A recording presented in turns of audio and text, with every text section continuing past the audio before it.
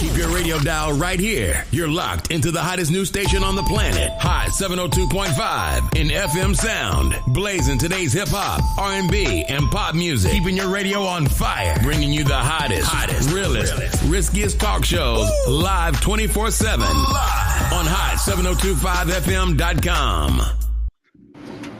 What's up? Hey, y'all, and welcome back to Laugh Therapy, where we elevate your mood and your mental one laugh at a time. Excuse me, I was getting my equipment together for y'all. I am your favorite host and entertainer, Jeaux King, and today we are diving into the pool of spirituality and tackling the misconceptions about manifestation, spirituality, and the fine line between positive vibes and toxic delusions, right? So grab your sense of humor, add a shot to that Stanley Cup, and hold on tight as we navigate these murky waters with wit, wisdom, and a whole lot of love and laughter. Laugh Therapy is not just a show, it is a safe space where we debunk myths, challenge norms, as well as our own fears and expectations, and have a damn good time doing it. So sit back, relax, and get ready to laugh your way into enlightenment with two proud Southern Texas Black women who are not afraid to speak their minds. And to do that, you know I got my co-host with me. JD, aka Sunshine. What's good, y'all? You didn't burn. You look sun-kissed. I do? Yes. Come through, camera. Get in there. HD. Okay, y'all see me. As y'all know, I am always excited to have these conversations with you guys, but this one hits a little bit differently for me because I'm really big on manifestation. You guys know that I am a spiritualist. I do tarot readings as well. People book me for spiritual advice as well as tarot readings and things quite often. And I think there are a lot of misconceptions about manifestation. I think there are a lot of misunderstandings, a lot of myths. I think people are getting a lot of information from random people who are just now getting started just like you and giving misinformation on places like TikTok and Instagram.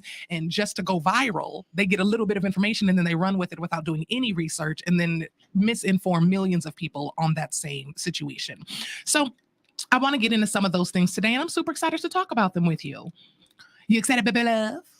Yes, I am very, very excited. We'll also be hitting some of those toxic positivity things that come with manifestation and those beliefs and how they can affect your goals, your goal setting, your goal achieving, and all of those things. Some of you guys feel like you're failing or like your manifestation isn't working, when in reality, that's because you're not manifesting, you're wishing, and that's different.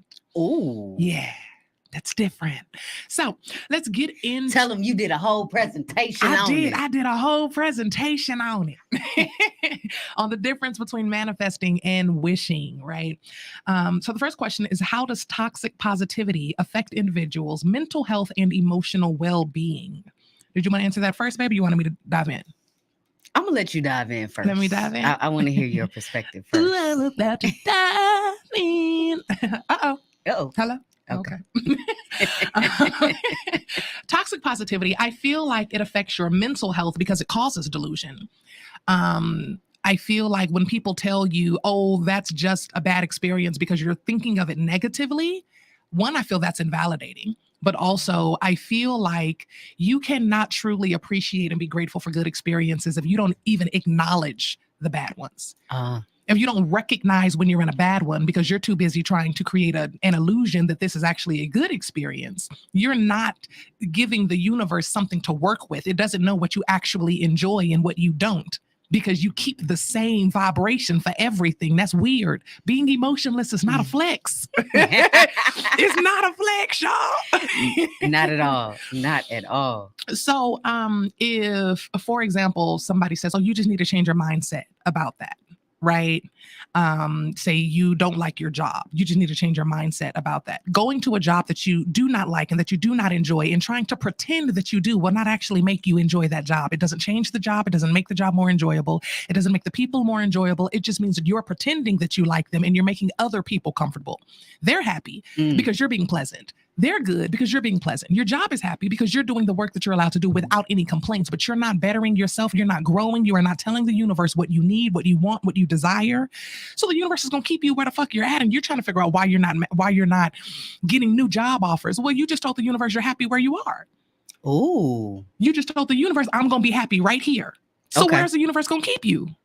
Right there. You Right feel me? here. Exactly. Be right here. That's where you're going to be. Universe is like, oh, cool. I did my job. She has reached where it is that she wants to be. She loves it here. Why did you do that? Because some random guru manifester told you on TikTok that you just needed to change your mindset. And that's not true. That's one step to getting to your next level, right? There are a lot of steps in that. So anyway, that's how I feel. It affects your mental health and emotional well-being myself, because you're not being true to yourself. You're being inauthentic. And therefore, you're just sitting and you're not actually solving anything. What about you? How do you feel toxic positivity can affect individuals' mental health or emotional well-being? Well, based on what you were saying, I think it's a fine line, right? So people who try to see the silver lining in each scenario, which is more like me. Mhm. I try to see the silver lining. They are still appreciating what happened, but it's still messed up, or Well, acknowledging, not Yes. necessarily appreciating, but acknowledging that happened. Yeah. right. You're still acknowledging, or whatever wordage you want to use, that the negative thing happened, and they acknowledge that it is something negative that happened, or you have a negative feeling tied to it, or whatever. But this happened because of that.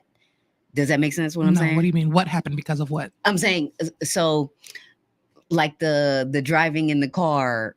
Oh, we haven't gotten to that. Yeah, okay. You can bring it. Was the next question anyway. You can go ahead. No. So if someone is toxically positive about things, like you said, everything is on one plane, right? And for someone to acknowledge what happened, you got to go down here into the negative vibrations to acknowledge that, and then you come back up and realize, okay, well, I was late to work, or I was running late, or the kids messed me up this morning because Go ahead. it's messing me up because I can hear my voice. Yeah, sorry. It messed us up for a minute. I don't know what happened. Our electronics here decided to do some weird shit, y'all. I was like, hello? I'm talking twice. Okay, go ahead. What was I saying? Toxic. You got to go down to come back up. You got to realize basically that had to happen. So the kids made me late to work or run late today. But good thing that actually happened, because there was an accident that I avoided. Like finding the silver lining. Right. Yeah, so yeah. I think it's a fine line when you between looking at things in a positive light and just being toxic. Like, I think you would look at it a completely different way. I guess it would be appreciation for the bad thing that happened if you were looking at it. I can understand that if a good thing came from it, like that, like you said, oh, I avoided an accident. But what happens on those days when it's just a fucked up situation and they just cut you to fuck off, right? Or somebody hit your car, right? So it can be a little bit difficult to find the silver lining in those moments. But in that particular instance, then yeah, I agree. Can you describe a time when you experienced or witnessed toxic positivity in action? So, last weekend I worked with Nee. And Nee is my aunt, everybody. My Nee in love. Our aunt. Oh, yes, our aunt. And she was hosting a conference for a intimate group of women, and they did this exercise. And so they picked a story, and they had a partner, and there was a timer. I think they had to tell the story for 1 minute, but it was 3 different perspectives. So the first perspective, I guess, was just like all facts of what happened, and it was just like a timeline of what happened. Then the second perspective was a completely negative view of what happened. And then the third perspective was all positive. And the difference between all of them it was absolutely nuts. So I don't want to spill anybody's beans, but it was like one person was telling a story of losing their child, and I stuck around to listen to it for the completely negative version and the completely positive version. And the completely positive version was unhingedly toxic positivity.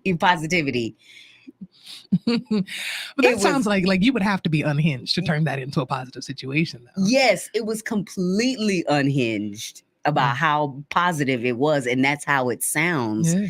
And when you think about it like that, I think it should be somewhere in the middle. You have to acknowledge the completely bad parts, but then you have to give not grace. What's the word? Grateful? Yes, you have to be grateful for how you came out on the other end, who you became on the other end, right? So I think it's somewhere in the middle. I don't think you should be completely negative, because that's just the lowest vibration of them all. And I don't think you should be all the way up here either. It's got to be somewhere in the middle so you can have appreciation and gratefulness for both sides. I agree.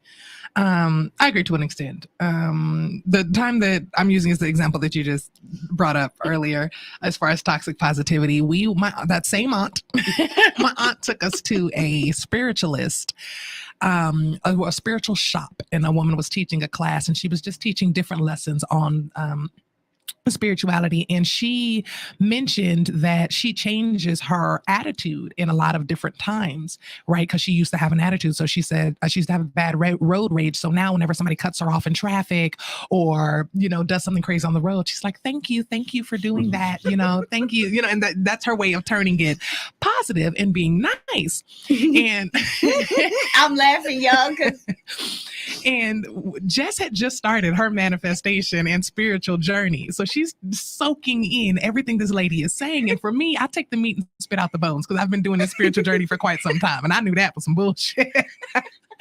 So when she said that, well, it was bullshit for me. It might work for her. When she said that, I threw it away. We got in a car.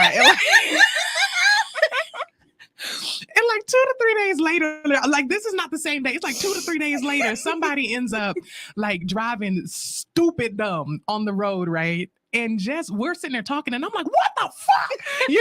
In the passenger side, because I'm definitely a passenger princess. And I'm like, what the fuck? Like I usually would be in the car, and Jess was like, oh, I forgot, sister, whatever her name is, said, thank you for doing that. And I just remember in that moment turning and looking, I'm like, what the fuck are you doing? Don't you mean thank you, bro? Like, nigga almost killed us. Like, she said, like, I don't want to be negative. I was like, girl, if you don't cuss these people out, like, so that is my toxic positivity in action story. Because I was like, girl, like, I'm still very much so finna cuss these people out for almost killing me and you in this car. But she had just started her journey, and to me, that is a prime example of someone. I don't want to necessarily say spreading misinformation, because I feel like Jess just took what she said literal. I was on the road thanking these people, y'all. And they was driving crazy as hell. And I was like, thank you for doing that. Right. Thank you for cutting me off. I appreciate that. Because in Vegas, they will. And they drive so crazy out here. And she just kept doing it. And I finally just had to come out and say, babe, what she meant was you change your mindset around because she had big anger around that. So she was trying to change the fact that she had big emotions around it and would just thank them and then try and think of something else. But she didn't properly communicate that full cycle. She just said she thanks people for doing negative things to her and then moves on. So just started saying thank you for weird ass shit. I took it literal. I'm not even gonna hold y'all. I did take it literal. I was like, what the fuck? You should be cursing. Like, you should be livid right now. And she'd be like, thank you for the girl. If you don't, that's wild. Wild. And then it kept happening more often. And that was one of the things that I realized I needed to say something to her, because more road stuff kept happening. And I realized it's because you keep telling the universe you like this shit. You keep saying thank you for doing that. And the universe is like, oh, here's another person to cut you the fuck off on your way to work. Here's somebody else to almost run you off the road on your way. Like, what are you doing? Yo, I forgot about that. That is Bro. hilarious. I was like, she wilding with my life because we use the same car sometimes. She wilding. Universe, don't do that to me, okay? Because I'm gonna cuss everybody out and be on the 5 o'clock news. Don't do that. Oh gosh, Yeah. I don't do that anymore, guys. Just in case you were wondering, I went back to just cussing people out. Because what? Now we're somebody else's experience. How about that? That's wild. Oh God. Oh man, that I didn't realize. Was toxic positivity like a term at that point? Yeah, we weren't using it, but Okay. it was still heavily used at that time. Because this was just what, last year? Was this last year or year Yeah. before? I think it was last year. I think it was at the beginning of last year. Okay. Yeah. Guys, y'all gotta forgive me. I'm working this out as I go. Yeah, we're learning. We're all learning. But that was a funny story for me. And I was like, I don't think that's what she meant. I think what I did learn from it was to be grateful for things that I know happened for something else to happen positively. Mm-hmm. So like what we were mentioning earlier. Right. So I'm grateful that the kids made me late because I missed this accident or standstill traffic or something ahead. Yeah. So I learned to have gratitude, which is going to tie into the next question. So what are some common misconceptions about manifestation and how do they impact goal setting? I want to get into the witchcraft conversation, but I don't think that the Christians are ready for that. So we're going to sit that back there. I think one of the common misconceptions about manifestation is that you don't have to do anything. I think that they think like you can just think it. If you believe it, it'll happen. That's one step. I feel like that's the part that people hear and they hang on to that so heavily. That all you have to do is think it or believe it and boom, it'll be here. There are steps to that. You know, like if I'm a comedian, I'm a stand-up comedian full time. If I today say I want to be the best comedian in the world and I just envision myself, right, being the best comedian in the world, but I don't write any jokes. How exactly am I telling the universe that I'm ready for that or that I want that? Mm-hmm. You're just telling the universe you like comedy. You gonna get a bunch of Netflix referrals. Your phone gonna keep popping up with random stuff about comedy. You gonna keep running into comics that are doing better, but you're not actually going to be the best comic if you don't put the work in to write your joke, right? To perform the joke, to memorize the joke. So you're not manifesting that, you're wishing it. That's just something you enjoy, you like. That's a difference. That's not manifesting. That's thinking about something real hard. Right. And I think that that's a big misconception because there are a lot of people who are just sitting on their dreams thinking like this dream is going to always be a dream. Sis, it's going to always be a wish if you don't get up and do something. If you don't start meeting people. I feel like when we first met, that was one of the things that I was looking at in your life. I was like, you didn't have anybody in your family that told you that this is boring. Like, it's funny. And I hope my cousins are listening because we were talking about this last night. I sparked the conversation and asked, because, you know, I was on the phone with Ayana, Javon, and Bree, and I was asking them, you know, what are y'all's dreams? Right. I said, because if you look throughout our family, all of their existence was based on just surviving. And so nobody actually had dreams and they didn't give us that space either. I said, because what if I was able to dream, right? And me finding out at 37 that I love radio. What if I would have found that out at 16? Mm-hmm. I said, I could have been fucking Angie Martinez right now. That's very true. Yeah. And who knows what that would have sparked. Bree could be a celebrity makeup artist because I didn't put her on with other celebrities. You need a makeup artist. My sister could be a celebrity barber. Ayana she found out she loves editing at 37. She could be on post-production for a show for us. Like, and we were just talking it all through and they were seeing like, damn, that's something, because they all got kids, right?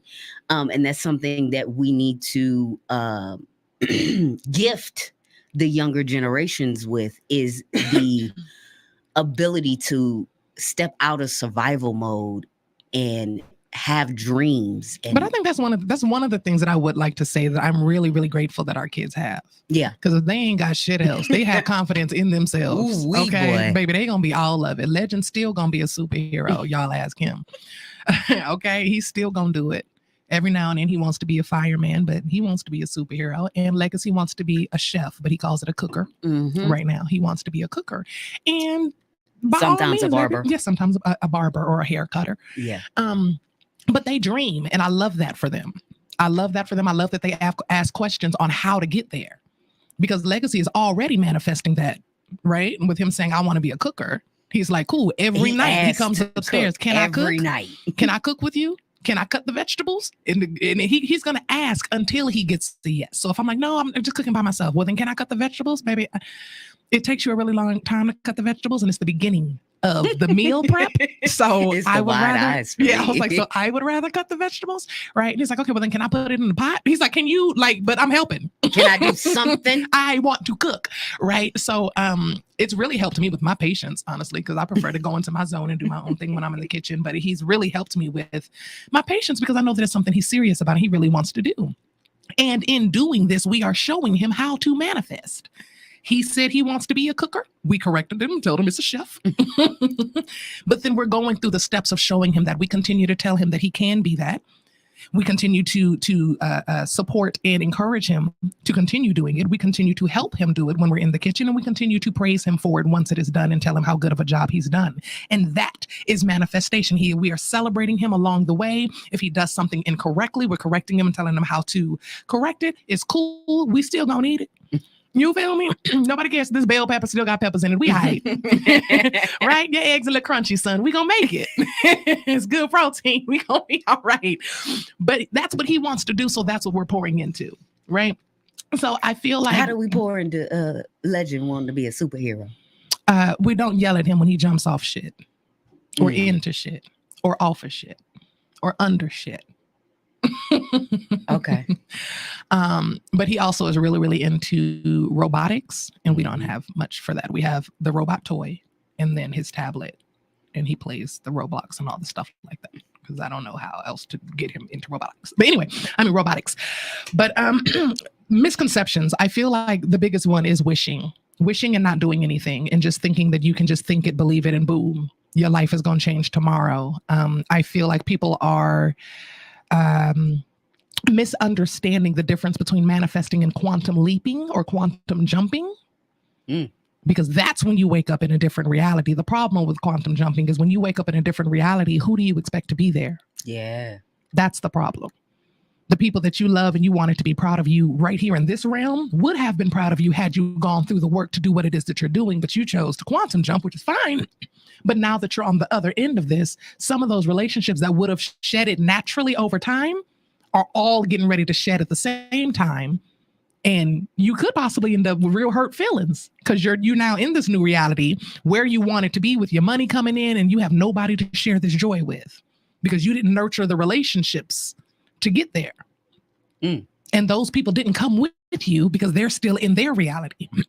Can you explain quantum jumping for listeners? People that, I did kind of just assume y'all knew what that was. Chevelle said, faith without works is dead. Got to put the work in. The rest will fall into place. Amen. Amen. Hallelujah. I feel like that's part of the Bible people miss. You missed that on the call last night that you decided to sleep through, Chevelle. But quantum leaping is basically just waking up in a different reality. There are steps that you can take to try and do it. I quantum leapt with a water technique, pouring water into one cup and writing on it your current situation, your current life, your current money, your current issue, or whatever it is that you're living in right now. And then having a cup of water and writing on what you want, the life that you want to live, the life that you feel that you're destined for, the life that you have been praying for and manifesting, and blase, blase. You pour the water from the old you cup into the new you cup, and you drink the new cup. And then you take a shower and you go to fuck to bed. Or you say your prayers if you're a prayer or a manifester or a yoga, whatever it is that you do. You can go into, what word am I looking? Meditation. That's what I'm looking for. You meditate. I was like, why did I use prayer and all these words and couldn't find the word I was looking for? Meditate. Yeah, you meditate and then you go to bed. Now for me, this looked differently. And then you wake up a brand new nigga? It depends on what you wrote. Oh. Right. So for me, I was very intentional and very specific on what it is that I was trying to wake up in. I simply wanted my career to take off. I wanted my business and stuff to take off. I wanted my name to be known. I wanted it to be respected and loved and protected. So anybody that was speaking ill will on my name or anything like that, let their karma come to them. But for me, I wanted my name, my character to be protected, my career to be protected and successful, and for people to know my name. And, so I did my thing and I woke up with that. So there was nothing that needed to change more so on my end. I didn't say I was going to wake up in a new house, new car, new this, new life. And then I wake up the next morning, and granted, this stuff is starting to come in for me, and that's great. Now, but you lose your kids, you lose your girlfriend, you at odds with your family because they like, what the fuck is wrong with her? Because you're a completely different character. Mm-hmm. The person that has those things is different than the person who you are now. The reason you have the things that you are now is because of who you are and the decisions that you've made. So if you quantum leap, you have become someone who has made different decisions. And sometimes you're not going to remember those decisions the same way that the people that are now in your new reality do. Right? So there's a lot that can go into quantum leaping, and you have to be very intentional. That's why I don't necessarily recommend it to people. You have to be very intentional about how you're doing this, because there are a lot of changes that happen for the people that you love when you're doing that. Quantum jumping is only for you. You didn't do it for everybody else. Everybody else ain't jumping too. So you left and you got all these new memories and new things that you wanted for your new life, but you don't know what that did to anybody else that was supposed to be a part of your actual destiny. Somebody was supposed to help you by introducing you to somebody. The butterfly effect. Right. And they never got the opportunity to do that because you jumped ahead, and now they're just now meeting this person. It's a lot that can go into it. So anywho, that's not what we're here to talk about. But anyway. So for me, I think there's a couple of I wouldn't even say misconceptions. So like what Nee taught us, when you are manifesting for a load of money, right? Mm-hmm. So like in the conversation that I was having with my cousin last night, and Bree was like, my dream job is to not have a job and just to have money and be able to travel and do my thing. I said, so what you're really asking for is ease. Yeah, I was like freedom. Yeah. So instead of when you're manifesting, say, oh, I want to have $1 million by Tuesday, say, I would like to have ease without my days, and I would like to have the freedom to be able and go and do the things that I want to do, versus just asking for a set amount of money for not necessarily true. For anything in particular. So ask for ease. And I think that helps a lot with your mindset as well when you are asking for ease, because 90% of what we do in our lives is just to create ease in other places in our lives.